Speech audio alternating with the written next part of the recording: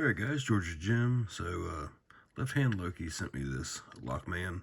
I'm not sure the model, but it's a 6-pin lock and it has just the top row. The only other Lockmans I've ever picked were the Mega Cross, and they always had a diagonal row also. So a little something new here. This keyway looks very tight. It's not as bad as it looks. I'm using a 40 thousandths top of the keyway and a multi-pick 5 flag. The hard part of this is not picking warding. The pins are directly behind this long piece of warding here, and it's cut in half. There's sections cut out of that piece for the pins, so making sure you're on a pin, a binding pin, and not warding is the hard part. Alright, looking for pin 1.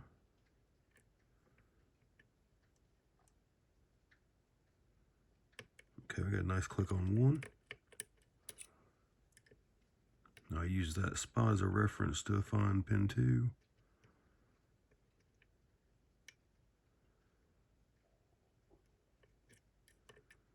So there's 1. Okay, this should be pin 2. Okay, got some nice jiggle on it. Go back and check 1 again. And I keep going back to basically use these as references to count my progress. That's pin 3.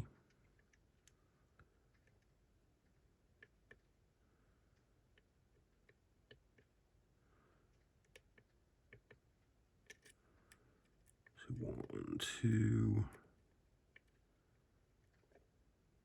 3. This should be 4. Yep. 5.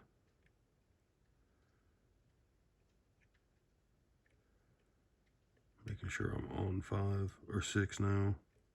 I touched 5 and I didn't get anything out of it. 1, 2. Touched 3, felt some plug movement there. 1, 2, 3 is good. 4 feels good. 5 feels good.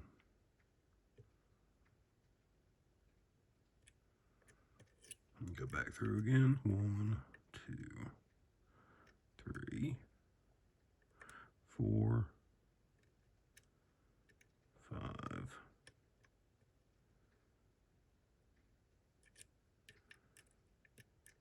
2, 3, 4.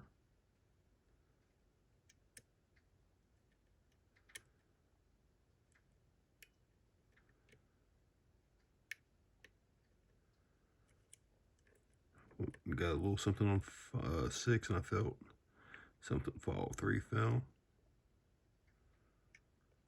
4. 5 is very low. Just got to click on it. 6, and there we go. So nothing too bad. Get this thing gutted and see what's in it. It felt like there may be some spooling, but I didn't really get a whole lot of counter rotation. So we get something to spread this C-clip. Alright, so we got the lock gutted. Apologies for ending the video. That took way longer than it should have to get that apart. For whatever, the ball bearing here is what was causing me problems. When I turned the key, it put so much pressure on the plug that I couldn't get a shim in there. So once I figured that out, it wasn't too bad. But we'll do a close-up on this, and we have 4 trampoline pins. And if you're not familiar with those, these are more or less a type of spool, and you'll usually see them in things like Trio Ving and Asa Hospitalities and things like that. So kind of weird to see these in a Japanese lock, which is what Lockman is. We have 2 standard drivers, and our key pins, these aren't really spooled key pins. This extra bit is just to keep the pins from falling through the warding. So That's all there. That's all that does. And we can get a nice look at that keyway now. And the pins are directly behind that piece of warding there. You have to go weave your pick through that as you're picking. So that was the majority of the difficulty there.